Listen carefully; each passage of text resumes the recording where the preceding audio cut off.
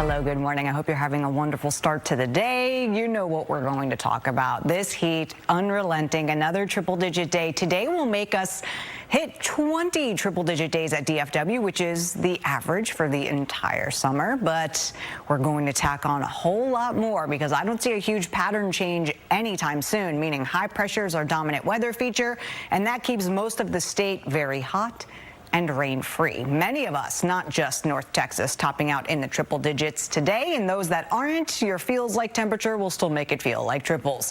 We have a few spots a little bit cooler. Cedar Creek Reservoir is now down to 77. Yeah, that's the cooler location. 79, Lake Tawakoni. Notice the winds out of the south. That breeze up to 15 miles an hour with some gusts a little bit higher, but the winds are going to get stronger as the day goes on. So another day without rain. We see humidity levels drop in the afternoon, and the stronger winds will increase our fire danger even more. So most of us have a pretty high fire threat throughout the day, meaning if a grass fire develops, it's going to spread quickly. So what do we got to do? Just a little bit of common sense will go a long way. Even those that don't have a burn ban, no excessive outdoor burning, good idea. Flicking cigarettes out the window, bad idea.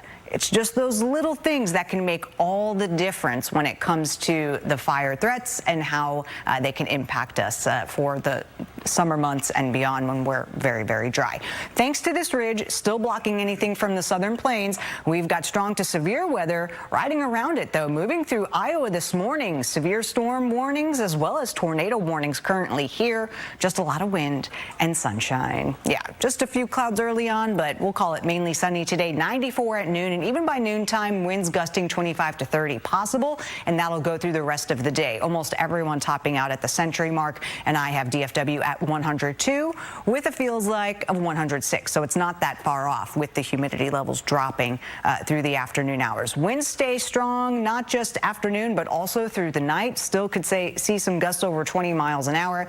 And then for tomorrow, the only difference, some low clouds trying to stream in from the south, but I think those will get out of here for the afternoon, and we have more triples in this forecast. So we heat, we repeat without significant rain happening anytime soon. Now, another thing we look at this time of year, the tropics. Cristobal is now down to a depression that's moving into the North Atlantic. I like to call those fish storms, not impacting anyone, will no longer be around later on today. It'll no longer even have tropical features. The other two spots we're watching, two very strong waves that have a decent chance of development. So we'll have to watch these as they head westward. What often happens is that one gets stronger than the other, and then they kind of take over.